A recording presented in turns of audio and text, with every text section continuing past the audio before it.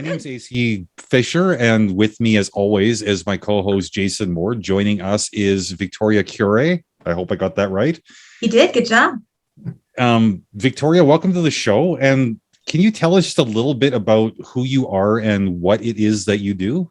Sure. Thank you both gentlemen for having me. I am an advocate for special needs families and survivors of not only domestic violence, but just abuse in general. I help let everybody see their inner light and bring it back because it never fades out. As a survivor myself and a special needs person myself and a special needs parent, I get the lowest of the low. I get how you feel when you have no support. I went through what I did with no support. I was a single mom for 14 years, and my daughter has had 34 surgeries. She is my rock. She is amazing. She overcame every obstacle that was put in front of her. And so what I do is I advocate for those that may not know resources that are available to them. I also teach life skill classes, offer free support groups, free social classes so that kids, especially when this whole pandemic of COVID is happening, everybody is so homebound, and that is actually making the numbers of domestic violence go up. So we have social classes so people can come in, and we are a safe haven. It is a bully-free, judgment-free place where you're welcome with open arms. You're welcome into our family. There is no judgment. It's just unconditional acceptance. That is fantastic. So I know, like, I've talked to quite a few people that are abuse survivors. Mm-hmm. And I mean, Jason and I have both been touched by abuse as well. So we understand the value in needing to figure out like how to pick up your pieces and move on. But I mean, a lot of the people, in fact, most of the people I talk to, their idea of moving on involves a lot of looking back and not a whole lot of moving forward. Mm-hmm. That does happen. What made you take sort of a different approach to moving on? Well, I was at that low prior to me being in the abusive marriage. I was top of my game. I was in the corporate world. I had everything going for me, except I wanted a family. And my charming, characteristic monster came in, learned what I was weak about, and strived it. And he put me into the Mach 1 status of let's hurry up and get in a relationship and get engaged. And I'm like, yo, hey. And then every time I was like, something's not right, he would make me feel like crap. He would make me feel like, why am I being so shallow and self-centered? He would tell me these horrific stories of things that happened to him. And, you know, we've waited long enough. There was always a story. Well, after my daughter was born, I literally felt like she can't have that mom that jumps at every noise, that is afraid to, you know, even be alone in a room because she's afraid somebody's going to come in. And what is that noise? And it, you know, you can't look somebody in the eye, and you're always looking down. And she fought so hard. And so how can I not give her that back? How can I not be the mom she deserves as well? And I had a lot of influence by my grandparents. And I always had that old school mentality that you have that unconditional love. And I knew that I've had it once before, not with my abusive ex, but I'd have it again. And I wanted her to have that. I mean, why fight so hard if you're not going to enjoy life? We get one life. And we need to live it. We need to enjoy it. And so we fought, and we've gotten to where we are now, beat all the obstacles. I was told I had a 2% chance of survival. And I said, it's better than one. Let's go. And here we are. Oh, fantastic. So I've heard it said in the past, you know, like trauma is trauma, pain is pain. You know, like Jason and I have talked at length about that.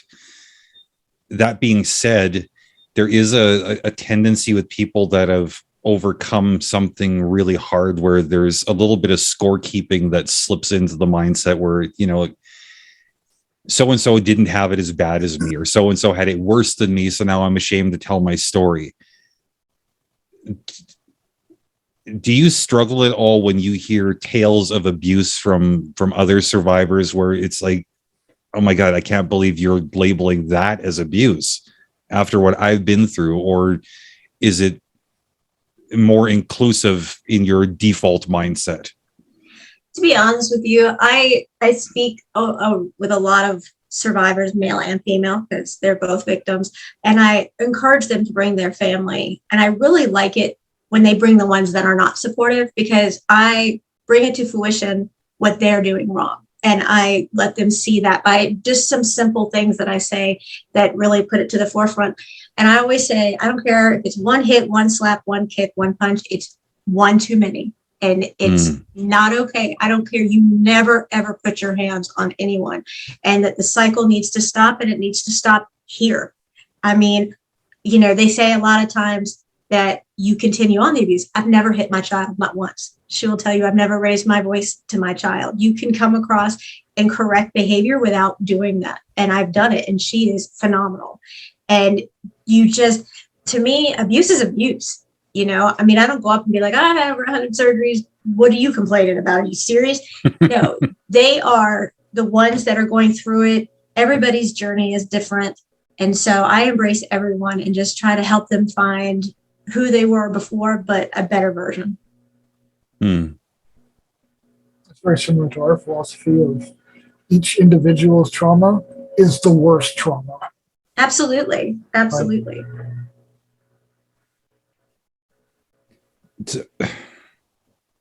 It's so difficult for me to come up with meaningful questions for you, just because having experienced abuse, when you start talking about, even in the most vague terms about your experience, it does resonate on a very personal level for me. I don't like approaching a conversation where I feel like my end of things becomes all about me. But I think, like, when you're talking about something that is deeply personal and deeply painful, that's kind of an unavoidable struggle. Now, that being said, to take the spotlight off of me and put it back on you. Thanks. when you're engaged in these conversations, you're hearing these stories from these people that are hurt, and in the moment at least are feeling damaged, if not actually damaged. How do you put yourself sort of to the side, or do you put yourself to the side? I listen to them intently because it's about them, and they need to know they're not alone. They need to know they're not the only ones who've gone through it, that there is someone who understands. And I say it to the families a lot, and it's a great metaphor. If you have, God forbid, a brain tumor, are you going to go to a podiatrist to fix it? No, because they don't know what they're talking about. So do I have a degree in psychology or psychiatry? No, I've taken plenty of classes to help, but I also have a doctorate in the life of hard knocks. I tell people I can't instruct you or tell you what to do. I can kind of tell you what I've done, and I can listen, which is so incredibly valuable, because I had no one when I went through it. And I wish I had someone that would just listen and say, I get it, because anybody can read a book. Anybody can read a book, take a test, and they get it to a degree, but they don't get it because they haven't walked in our shoes. So it's a totally different concept. So what a lot of people do is they go, and counseling is an absolute must. I couldn't have gotten anywhere if I didn't have my amazing therapist to help me through this. But you have to listen and just be quiet. Let them talk. And if they don't want to talk, just sit there with them. Let them know they're not alone. Let them know that in that period of time that they are trusting you, that they are safe, because they are in a place of safety, no judgment. They're not being degraded. They're not being humiliated. They're not being looked down upon. They are safe. And that means more than anything. And when these other people in their life say, well, why didn't you leave? Well, why did you allow him to do it?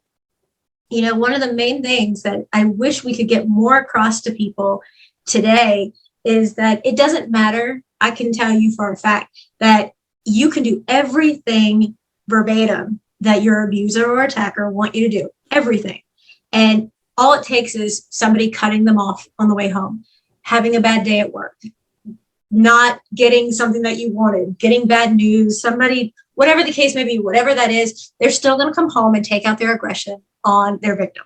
Doesn't matter. You could be doing everything to the letter, and they will still come home and take it out on you. they portray something different in the eye of others, because that way when they go around and tell everybody that I don't know why she's doing that or she's clumsy. I was supposedly the most clumsiest person ever during my pregnancy because I was always black eyes, broken nose, dislocated shoulder, whatever the issue was that day. And he made it out it was my fault. And what's really horrible for men and women that are going through the abuse is that we take the pressure off of the abuser and we put it on the victim at that time. We make them prove that what they're saying is true. And we just let the abuser stay on the sideline. And we don't hold them accountable. And that's not right. That's not right. And for the women that say, you know, I'm not worth it. He tells me all the time, I'm never going to have anybody else. When you hear something every single day, it becomes part of your life. It becomes part of who you are. It becomes part of you and your definition. So you begin to believe it.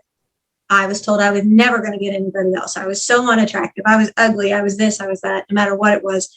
And you begin to believe it. Well, I always tell people, if you don't think you're worth it, are your kids worth it to you? Are your children worth it to you? Because if they're hitting you, at some point, they're going to go and do it to the kids. Now, take, for instance, if you have a daughter, are you going to allow her to see that it is okay for your boyfriend, your husband, whomever the male is, to treat a woman that way? Because in our kids' eyes, we're their role models. So you're allowing your child to see that it's okay to treat mommy that way. It's okay to treat a woman that way.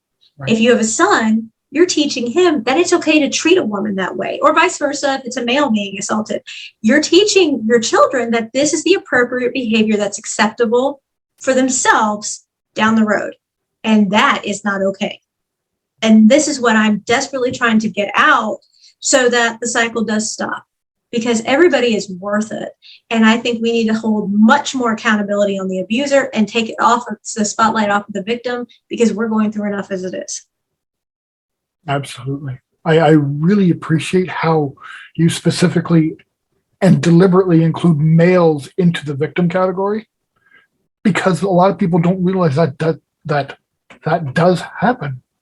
It does. It does. It absolutely does. I actually did an interview with someone who it was very hard for me. And I think I'm pretty open and I'm pretty easy to talk to. But when I said that men can get abused, he looked at me and said, "Are you nuts? Men can't get abused. I mean, I'm this big guy. You're telling me some little girl can come over and abuse?" Absolutely they can. Are you kidding?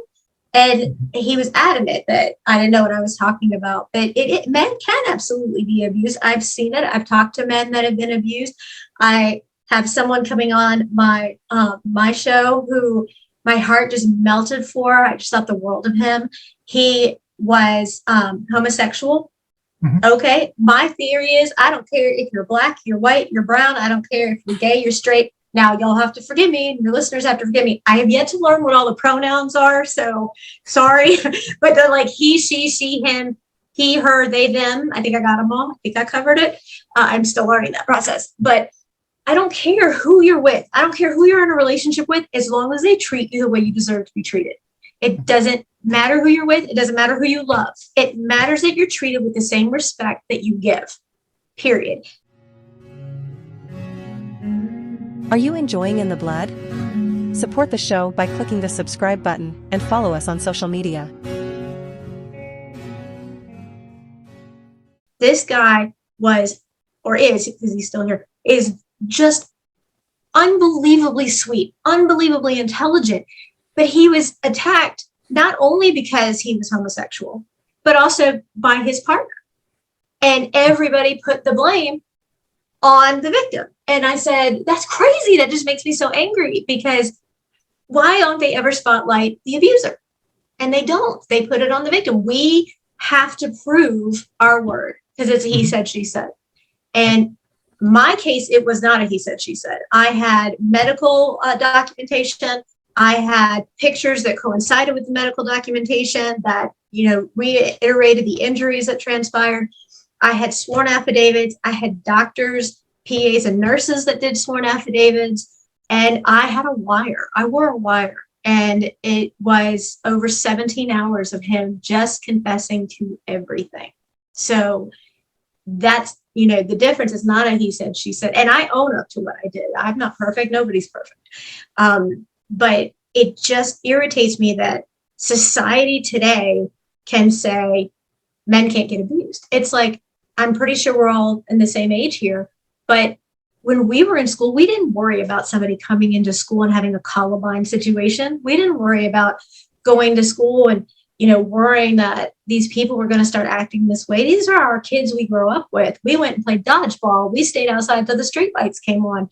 And now you have to worry about sending your kid to school and if they're going to come home. I mean, this is partly because they're growing up in an abusive situation and they're not getting the help. And it's being such an attack on the victim that it's even making it harder. And that's what I'm trying to do, is to help bring light and knowledge to the situation. Which also makes it harder for people to understand that it, in essence, is a trap. Yes. They don't understand. They can't relate and say, well, you know, I've been through this, so I understand where you're coming from. And in my opinion, most people don't even try. It's just automatic. Oh, what did you do? What did you do to deserve it then? Right. It's a trap. Most of the time, they're convinced that there is no way out. Right. With the berating, with the nobody's going to love you. So where are you going to go anyways? Even your parents don't talk to you. So what do you think's going to happen? Right. It's absolutely pathetic how our society puts victims in a box instead of focusing on the box that's broken inside the abuser and fixing that. Absolutely. Yeah. Absolutely. No, and if I'm going to be honest, up until a few years ago, I had always been one of those people that had thought too, like looking at women, especially in this situation, oh, why don't you just pack up and leave? Why do you put up with this crap? You got kids to think about. And then I met the woman who, you know, is now my life partner, and saw firsthand like what kind of abuse she was enduring with her ex. And seeing that, like, yeah, there was no option to leave because her abuser had convinced anybody who might have been her support system that the problem was her. Right down to like when the cops would come, the guy would put on the charm. Oh, no. You know, she's got mental issues. It's well documented. Yeah. But I mean, and I've learned since then, her story is fairly typical, where it's like you've been battered down, you've been dismantled on such a core level, you start questioning yourself. So when the abuser says to you, hey, you're messed up in the head, you need to go get psychologically evaluated, you go and volunteer for that. Well, now there's one more weapon in his or her arsenal to say, look, I'm not a bad person. See, they're mental. Absolutely. And one thing I'd really like anybody listening to understand is, you know what, we get so used to giving the abuser the benefit of the doubt. Why not give at least as much of a benefit of the doubt to the potential victim? Maybe the person who's asking for help is completely full of shit. Is it going to cost you anything to pretend that maybe they've got a serious story to tell and that maybe their concerns are valid? Is it so important to protect a potential abuser that you will step past the needs of somebody who is legitimately in distress? Help them. Absolutely. I've got one for the both of you to contemplate for a second. So I kept going. My ex was military, and I kept going to his platoon and saying, he's going to kill us. And they turned a blind eye, which I have learned is very common in the military. Now, I have to put a disclosure out that I know not everybody in the military is bad. I get it. I got it. I know that. I just got the really crappy end of my platoon with my ex platoon. So I kept saying it keeps happening. And they said, why do you have all this evidence? Well, because you're not doing anything and it keeps happening. So here's one that'll just blow your mind. I come up to them. I'm in June, July, and I'm wearing turtlenecks. And I go up and said, what would you do if you heard again that he did this? He'd grab concrete. supposedly it's a military saying, okay, well, I kind of pulled down a little bit and you could see now, if you imagine, I'm partially paralyzed on my left hand, so I can't do it. But if you imagine it, you could see thumb marks here and all finger marks here. And we have photographs of it. He strangled me. And when he did, you could see his thumbprints and you could see all of his fingers. And when I showed them that, they actually said to me, why would you strangle yourself? What? I said, wait, hold on. I said, first of all, take your own fingers and put them on your throat. And where's my thumb? You can't strangle yourself. His thumbs were very clearly here and here, and I have the photographs. And you could see the fingerprints back here. How do you strangle? You cannot physically strangle yourself. It's physically impossible. And I said, how does that happen? And I said, here are reports from my OBGYN who were civilians who saw him hit me in the office. They were like, they called us, what did you do? In 1 in 3 military families, there's abuse. If those are the numbers that are reported, what are the real numbers? What are the real numbers? Because I went to the advocacy team in the military. I went to them and said, he's going to kill me. He's going to kill my unborn child. I went all the way up the command. And they said, oh, we heard about a soldier's wife getting this. And I understand it's not all military. I get it. It was a small military town. I get it. But I turned around and I said, I went to the advocacy team. And they said, well, who'd you talk to? And I said her name. And they said, I don't know if you really went. I pulled out her business card, which I still have today. I'm methodical about keeping everything. I pulled out her business card and I said, here's her name and here's her personal cell phone number. How would I get this card if she didn't give it to me? How would I have her writing and her phone number if she didn't give it to me? How would I know what transitional compensation is if she didn't tell me about it? I never got it, but how would I know? And they just turned a blind eye. It was just, all on me to continue to prove and prove and prove. And they kept covering up. And that's not uncommon at all. People in uniform cover up. And it's not just military, it's law enforcement, it's fire department, it's, whomever are being abusive, get it covered up. They have each other's back. Where are the people supporting the victims? Who has our back? No, that's Yeah, what soldiers are I don't supposed even to do. think. Yeah, I don't even think this is limited to like uniform. It's just anytime you've got a group of people that is Absolutely. got their own kind of clan, this tends to be the way. And I have to say, like we were chatting before we started recording about how close Jason and I are. I know that if my wife reached out to him and said I was beating the hell out of her, he'd be the first person I had to deal with. He wouldn't cover up for me, and I would never cover up for him either. If his wife called me, you know what? I'm disgusted that a person that I love would do that.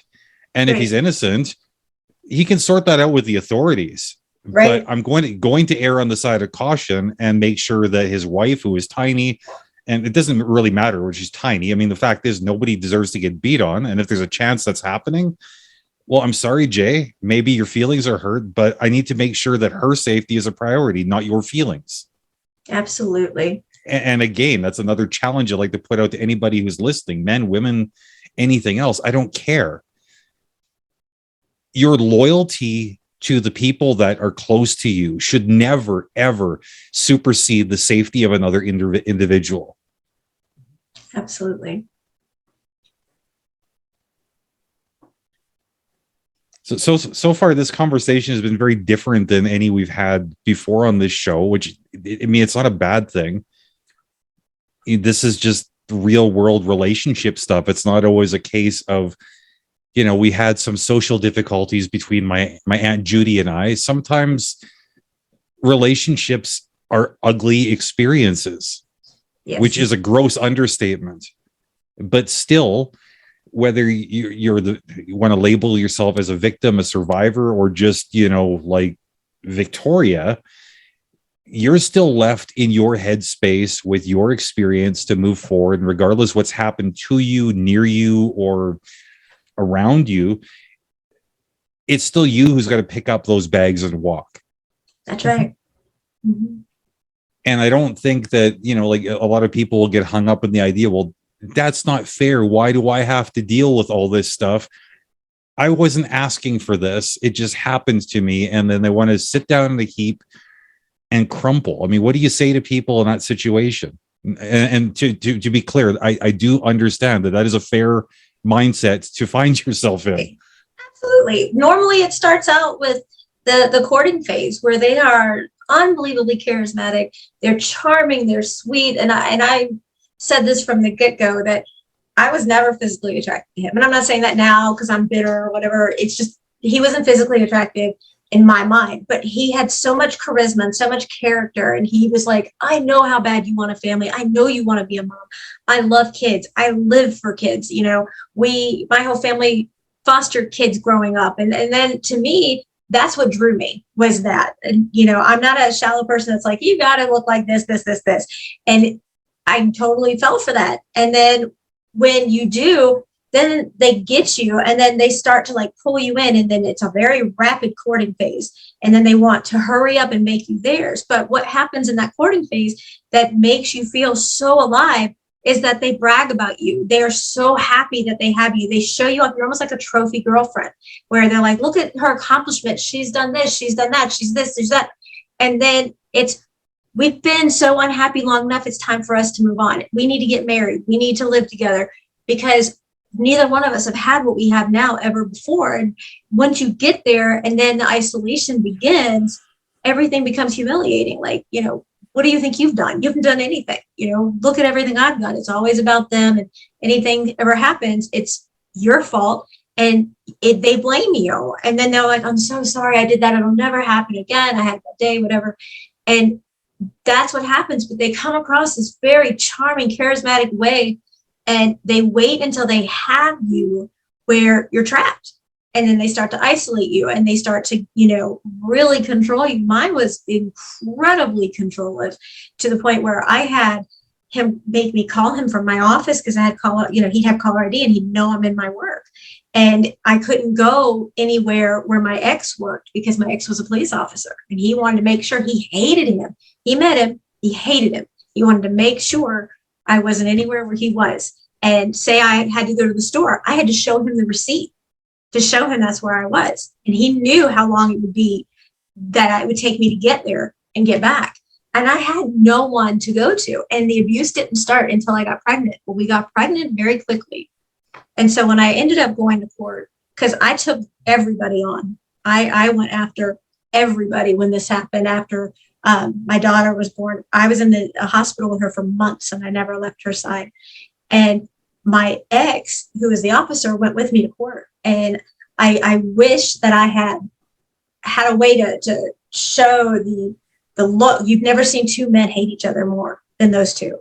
And he absolutely, my abuser hated him. And when he saw him beside me, it was just like a huge flare up. Like he just was beyond livid. And, you know, I've had people say, well, what are you going to do if he hears this now? Well, he hears it now. And guess what? He openly admitted that he was afraid of me to come at me if I wasn't pregnant because he knew I wouldn't take it. He also hated him. And I would say, well, I hope he knows that he and I are married and he adopted my daughter. So there is a happy ending. And so now we both use our platform to try to help others. Thank you for listening to In the Blood. Please remember to like, follow, and share. So I have a question, if you don't mind. Sure. It's a two-part question. Sure. One is, in your opinion, because you're very familiar with this, how do you differentiate because there are people out there who do false flags, you know, that claim they're abuse victims for the clout, so to speak. Yeah. And on the abuser's side, how do you think we can start fixing what's broken inside the abuser? Because I don't believe they intended to be bad people, but like the military, 90% of our soldiers come home broken. Mm-hmm. Mine never went overseas, which was the unbelievable part. Mm-hmm. And I don't necessarily mean overseas. By being exposed to that toxic masculinity and being a part of that military industrial complex, Right. most times something breaks. Right. I see what you're saying. The first question you had, it's pretty simple when you talk to somebody like the therapist that I've had for 12 years now. She will tell you that I can tell you the same story 100 times and there's not one sentence different. There's not one word different, because when you're telling the truth, you don't have to recall anything. It's just natural. It just comes out. When you're talking with someone that isn't necessarily telling the truth and maybe oh, well, we had an argument, so I'm going to, play wolf, call wolf out, then you can tell by mannerisms, you can tell by body language. They have a tendency where they don't look at you. They don't want to make eye contact with you. They do the body language that says that they're not really being truthful. A lot of times you can listen to them and then go back a few minutes later and ask them something so minute about the situation, they can't recall it. But a true victim can recall it, because that was a detrimental part of their life, that we were living in hell. We weren't living, we were surviving in hell. We were trapped and suffocated in an environment that we couldn't find a way out of. Mm-hmm. And when you have someone who's just doing it for the attention or whatever reason, I feel bad for them because they need help and there's some reason why they're doing it. I feel bad for the person they're accusing. If you know without a doubt that it's not true, I feel bad for who they're putting on the burner and making the accusation against. But you could say something like, he beat me so bad last night because I didn't do the dishes. Okay, well then you ask a question later on after you just let him talk and talk and talk and talk, and you say, well, why what made him so angry that he lost his temper? And you make it about him, and then he comes out, oh, well, because I interrupted his game. Oh, because I can tell you every time that I didn't have dinner ready at a certain time, I got messed up. She said it was about the dishes. Now it's about a game. And you can tell, well, what happened?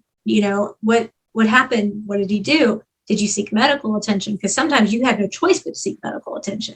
And there's just questions where you learn when someone is saying it for the reasons of getting assistance and help, or if somebody is just blowing smoke. And what I believe is, I don't think anybody would ever want me on a jury trial, because I am a cut and dry person.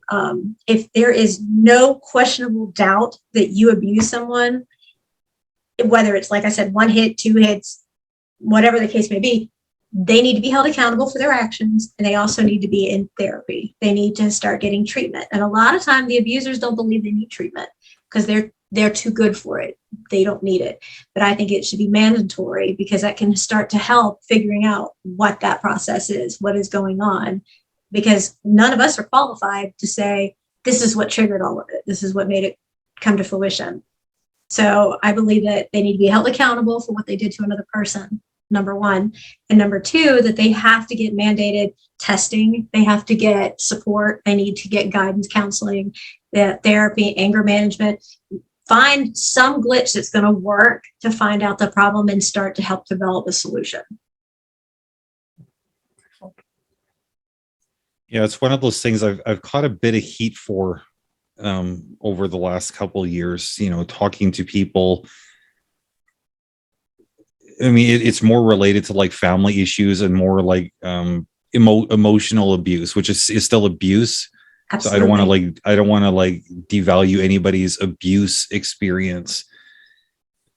But I think that there's a danger a lot of the time in looking at the abusive people as though they are inherent monsters.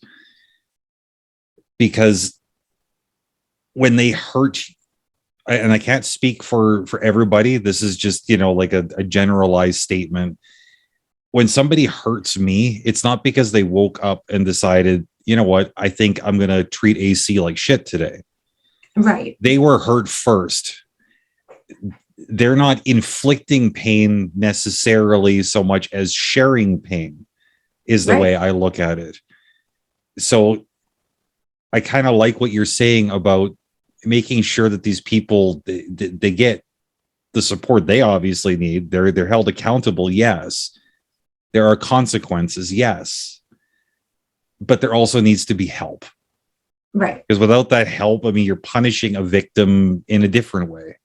Absolutely. I believe. Absolutely. It's the bullying concept, AC, sorry.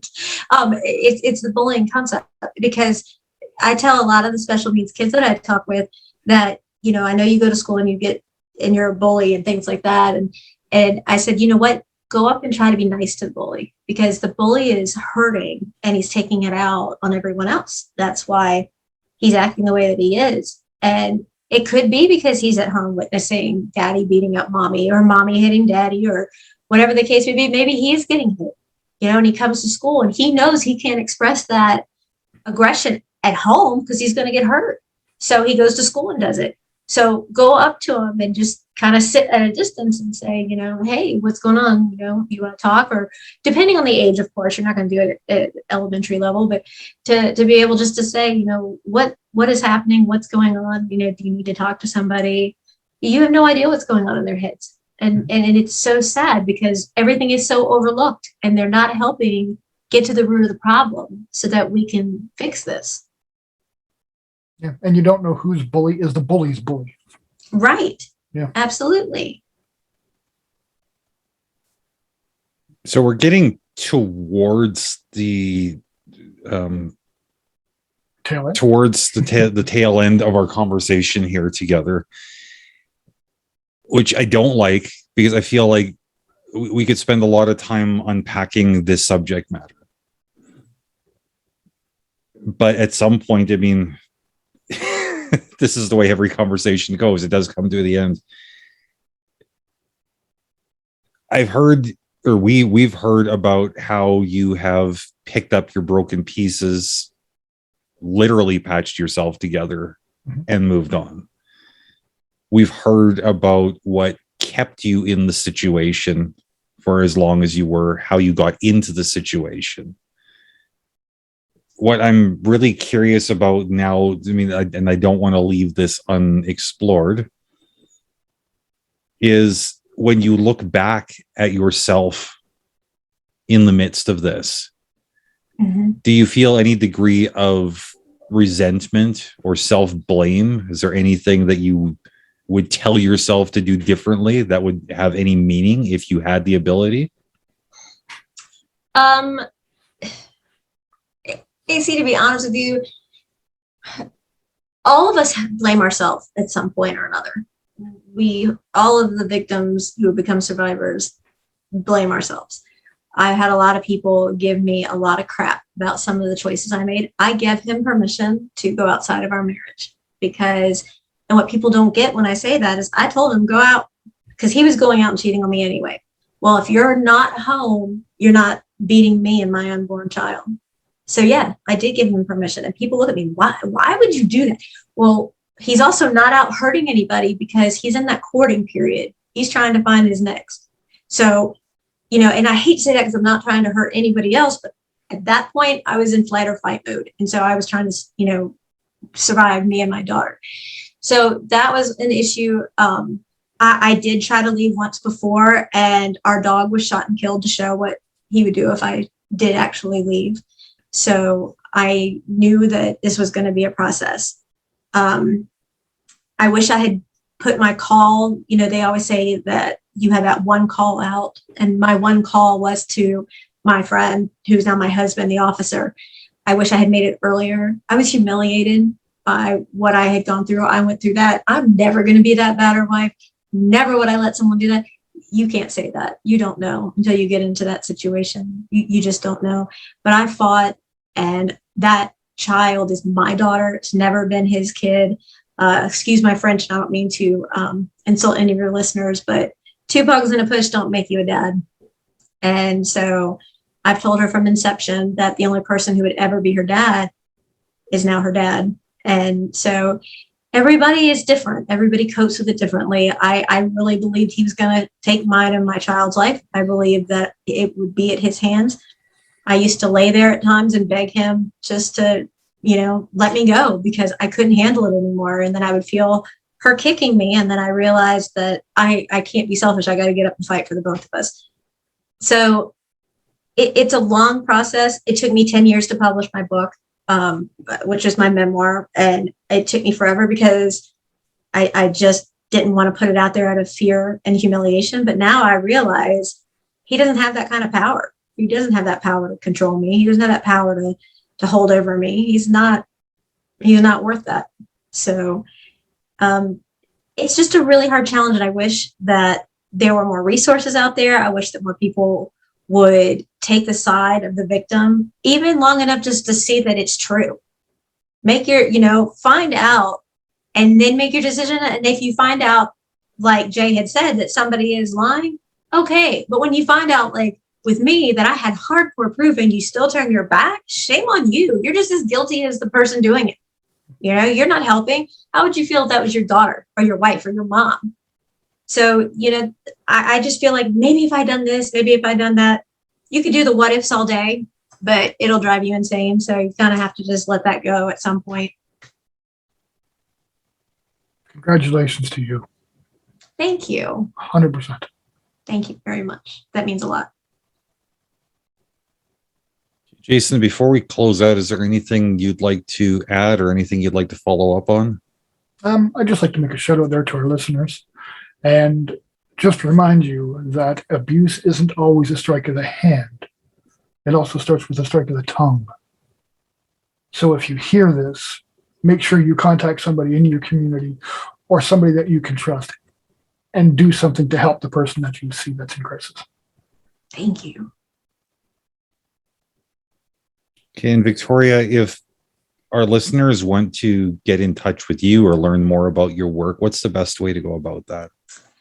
On Facebook, we have a Contagious Smile support group. It is private. So if you put an invitation, understand it. People who are going through it have no problem with it. I vet them to make sure they're who they say they are, because I'm very protective of those that I'm helping. So it's just some questions you have to answer. I have our website at contagiousmile.com that has resources, that has life skill classes, that has free support groups, free social groups. I also help do the legal documentations that they desperately need. My podcasts are A Contagious Smile, and my book is Who Kicked First, and it's a memoir on Amazon. Oh, fantastic. Well, Victoria, thank you so much. Thank you, gentlemen, both so much. Yeah, I mean, I like to thank people specifically, but there's just so much that I'm grateful to you for. Thank you. It takes a lot of courage to do what you have done and what you are doing. There's so much value in the resource that you're providing. And from the bottom of my heart, thank you for everything that you do. Thank you. That means a lot. It really does. Victoria, from me, I would like to say, and I know this may sound unusual because not a lot of people will say it, but thank you for going through what you went through, being the strong person that you are now, and giving back and taking from that horrible time and turning into something amazing. Thank you. Viewers, make sure you catch A Contagious Smile. Thank you guys so much. I look forward to having you guys on my show. Absolutely. Anytime. Watch it. I'm going to get it. Okay, so thank you everybody for listening, and yeah.